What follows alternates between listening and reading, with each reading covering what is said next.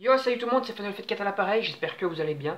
Aujourd'hui, on va se retrouver pour une petite vidéo sur Boruto. On va faire un petit peu la review, le petit bilan de l'arc qui vient de se terminer, l'arc Kiri.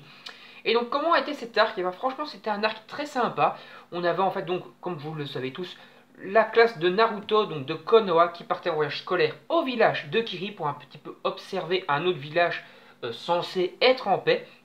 Et donc dans cet autre village, qui servait en fait un peu de prétexte entre Naruto et Joshuro, c'est-à-dire le Mizukage de Kiri, de faire un petit peu une union et donc un peu de montrer en fait plutôt que les deux villages étaient vraiment en paix et donc de faire un peu montrer en fait que vraiment le traité de paix était vraiment bien signé, bien maintenu, bien utilisé et tout ça, et donc il n'y avait plus de guerre, plus de tension entre les deux villages. Voilà, c'était un petit peu une façon pour de faire signer, on va dire, ce contrat de paix définitivement. Mais en fait, à Kiri, il y avait tout le monde qui n'était pas d'accord avec donc la paix. Et donc il y a en fait une espèce de groupe de renégats qu'on peut appeler les nouveaux spadassins, les nouveaux épéistes de Kiri, les épéistes légendaires de Kiri, qui sont de retour, qui ont les épées légendaires, toutes les épées légendaires qu'on a vu d'ailleurs utilisées pendant la quatrième grande guerre ninja, ou utilisées par Zabuza et d'autres personnages, d'autres protagonistes pendant les épisodes de Naruto, Shippuden surtout. Sauf d'ailleurs, on n'a en fait pas vu l'épée de Zabuza, il me semble. Hein. On a vu surtout l'épée utilisée par Kisame, donc le membre de l'Akatsuki, là, l'épée, je ne sais plus comment elle s'appelle exactement, mais c'est celle qui absorbe le chakra. Et donc en fait le chef de l'organisation est un membre du clan de Kisame, et il se servait également de la même épée donc qui absorbait le chakra de Kisame. Et il me semble donc qu'on a tous les épées, plus cette épée de Kisame qui vient s'ajouter alors que normalement elle n'est pas dans les épées légendaires. Et on n'a pas du coup l'épée de Zabuza, qui est, me semble, encore utilisée par le sbire d'Orochimaru, là, le pote de Sasuke, donc j'ai oublié le nom malheureusement.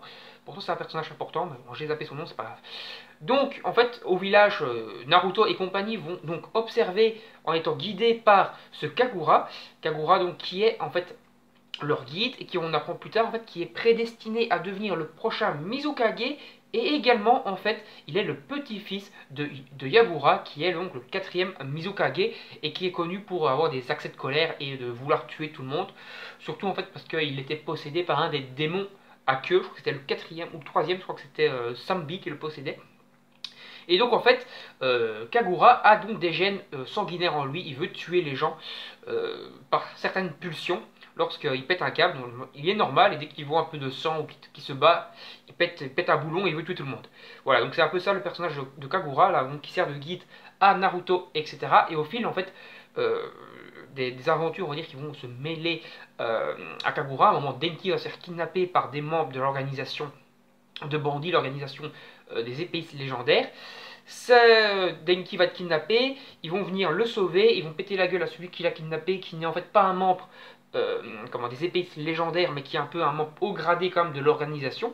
Il se fait déglinguer, et finalement il retourne un peu sur le droit chemin, celui-là, parce qu'en fait c'était un pote de Kagura, et il regrette en fait ce qu'il a fait. Plus tard, le chef de l'organisation va donc reformer les épéistes légendaires et va, on va dire entre guillemets, forcer Kagura à faire partie de ses plans et venir avec lui. Pourquoi en fait Kagura va avec lui? Kagura en fait est vraiment très manipulable par ce membre, là je crois qu'il s'appelle, merde j'ai un trou, c'est Shijuna je crois, le chef de l'organisation. Il le manipule en fait tout simplement parce que depuis le tout début, il a toujours admiré, on va dire, Kagura par son instinct de folie là qui tue tout le monde. Il trouve que tout le monde devrait être comme ça. En fait, il trouve surtout que Kagura est utile pour son plan de guerre qu'il veut faire entre Kiri et Konoha. Il veut provoquer une guerre parce qu'il trouve que Kiri s'est trop reposé sur ses lauriers, et que pour que Kiri remonte vraiment en grade, on va dire, il faudrait une bonne guerre pour que Kiri redevienne le Kiri d'avant, le Kiri puissant. Alors que ici, ce serait le Kiri qui se serait un peu affaibli s'il se ferait attaquer, il se ferait déglinguer maintenant, etc. Donc il veut absolument une guerre. Donc il arrive à manipuler Kagura pour le mettre dans les 7 épéistes légendaires. Donc il devient le 7e épéiste légendaire avec l'épée donc d'ailleurs qu'avait Joshuro lors de la 4e Grande Guerre Ninja, qu'il avait en fait confié juste pendant cet arc à Kagura, parce qu'il voulait vraiment que Kagura devienne le Mizukage, et Kagura avait enfin accepté de devenir le Mizukage. Mais après avoir été manipulé par Shizuna, finalement il utilise l'épée légendaire là, que Joshuro nous a donné pour faire, on va dire, un petit peu le mal. Donc finalement, tous les épéistes légendaires vont se retrouver et se battre contre Boruto, Sarada et le Mizukage, donc Joshuro qui va intervenir. Joshuro va se retrouver à se friter contre 4 épéistes légendaires en même temps.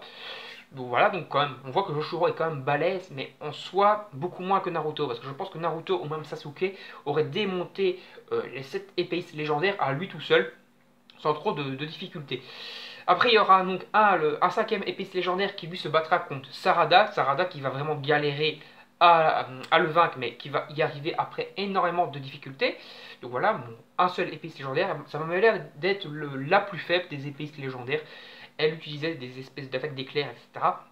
Elle a été battue assez vite au final par Sarada en à peu près un épisode qui était entrecoupé par des dialogues de Boruto avec Kagura et Shizuna et également de dialogues et de combats du Mizukage contre les 4 autres épéistes légendaires. Donc assez court le combat qui n'était finalement pas trop compliqué, Sarada a gagné. Après on se retrouve donc avec Naruto dans le dernier épisode qui se bat contre Kagura, qui essaie de tout faire pour réussir à ramener son ami, parce qu'il considère Kagura comme son ami, sur le droit chemin, et finalement il y arrive entre guillemets au début, et en tout cas il n'intervient plus lorsque Boruto va commencer à combattre Shizuna.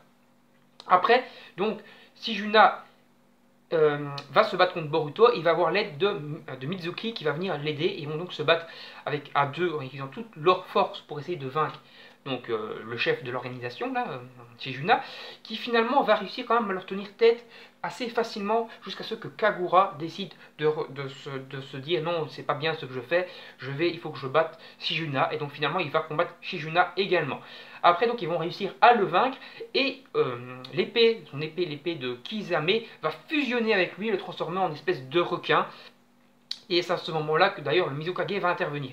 Mais il n'interviendra pas finalement dans le combat, et il va laisser Kagura et Boruto en finir en combinant une double technique de clonage des épées, etc. Donc c'est comme s'ils avaient 2 épées légendaires, une chacun, et en utilisant ces 2 épées légendaires, ils vont, l'espèce de grosse épée à deux anses là, ils vont réussir à trancher leur adversaire et remporter le combat. Et c'est comme ça que se termine l'arc. Normalement encore un petit épisode de conclusion de cet arc qui va arriver par la suite. Mais franchement c'était un très bon arc avec beaucoup de tension, des combats assez sympas, un très bon scénario tout simplement. Hein. Franchement ça fait très penser à l'arc Zabuza justement de Naruto.